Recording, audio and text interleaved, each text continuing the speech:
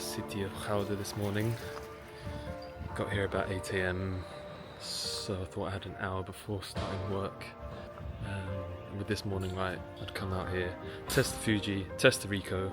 Thought I would also compare the two cameras when visiting Delft, Utrecht. So let's see how the two fare. As I may have alluded to in the comments and maybe even on the videos, this is what I'm grabbing first, the Ricoh.